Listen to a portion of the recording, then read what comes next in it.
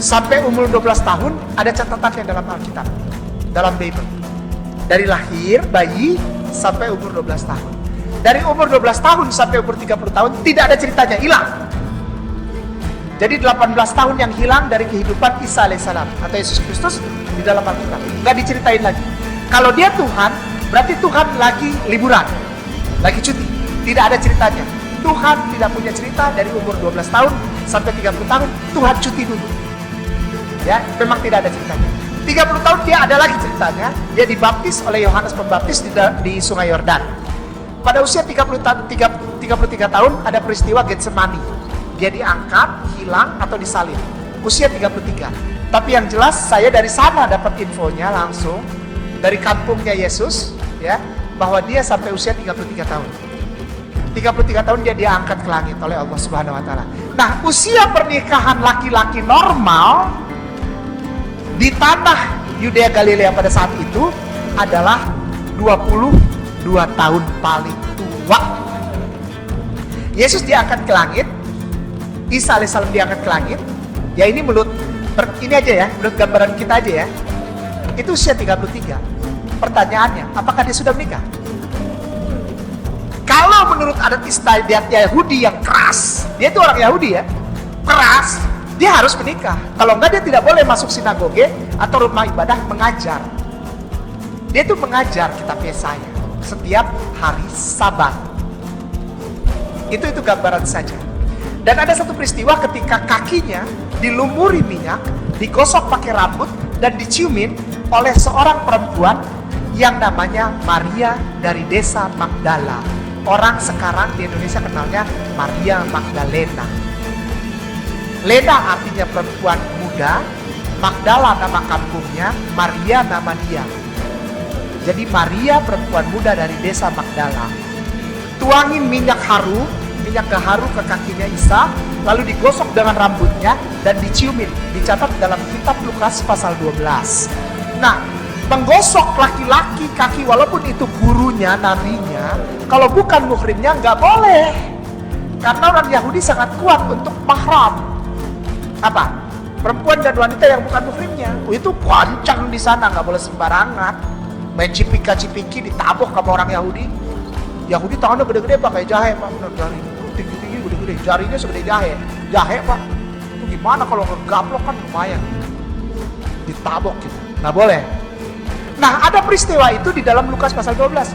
Sehingga alangkah tidak masuk akalnya apabila Yesus membiarkan dirinya, kakinya diciumin dan digosok dengan minyak wangi oleh rambut oleh perempuan yang bukan mahramnya.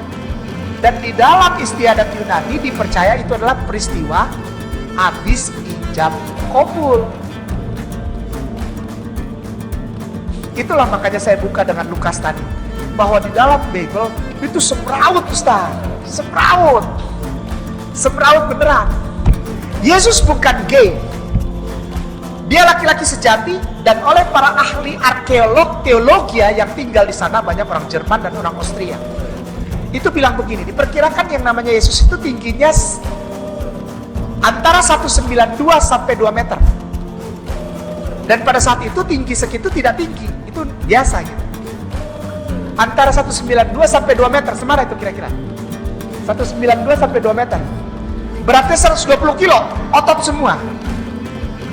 Karena apa? Karena dia harus bantu papinya yang namanya Joseph itu. Kita suka lihat kalau Natalan ada anak-anak jadi Maria dan Yusuf, ya. Joseph itu sudah uzur dan harus dibantu sebagai tukang kayu. Yesus bantu dia, berotot, dan dia kuat. Dia ngajak perang orang Romawi karena menghina rumah tauhid. Di dalam kitab Matius pasal 1, dia suruh Petrus beli pedang, ayo kita fight sama orang Romawi di Taman Getsemani. Yesus itu bukan seperti gambaran saudara Kristen. Bukan, Ustaz. Lemah lembut, mukanya manis, bewokan, gondrong, mata biru, ya.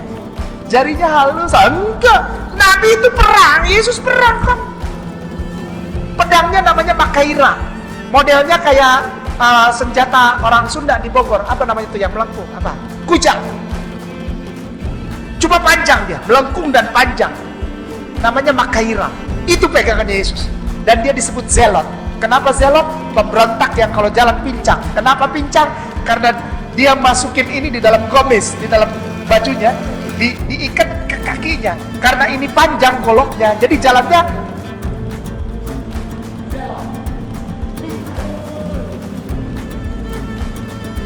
Yesus mantap loh, maco.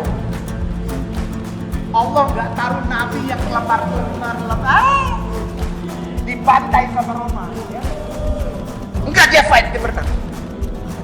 Masuk ke Danau Galilea, berenang, dorong perahu, cari ikan buat maminya Maria, buat saudaranya. Udah tahu Yesus punya adik? Nanti kita cerita biar penasaran, nanti undang saya lagi. Dan Maria setelah melahirkan Yesus apakah menikah? Ini ada pertanyaan nih. Iya. Setelah Yesus lahir, Maria bukan perawan lagi karena dia menikah dengan Joseph itu, Yusuf kata orang gereja sini. Yusuf, Maria dan Yusuf menikah. Punya anak gak? Punya. Itu adiknya Yesus. Ini ditanya. Ada 5 adik, 3 laki-laki, 2 perempuan. Dicatat di Alkitab. Ini bahayanya Yesus kalau jadi Tuhan. Masa Tuhan punya adik? Alkitab mencatat namanya Yakobus, Filipus, dan Yohanes yang ganteng. Ada 2 perempuan, hanya 1 yang disebutkan namanya sesuai dengan adat budaya. Bahwa anak perempuan itu kurang begitu berpengaruh namanya di dalam silsilah. Biasalah anak laki-laki saja gitu kan. Ya biasa itu. Ya. Jadi yang dicatat nama perempuannya Dina. Terjawab juga ya? Jawab ya? Udah. Insya Allah berkah ya.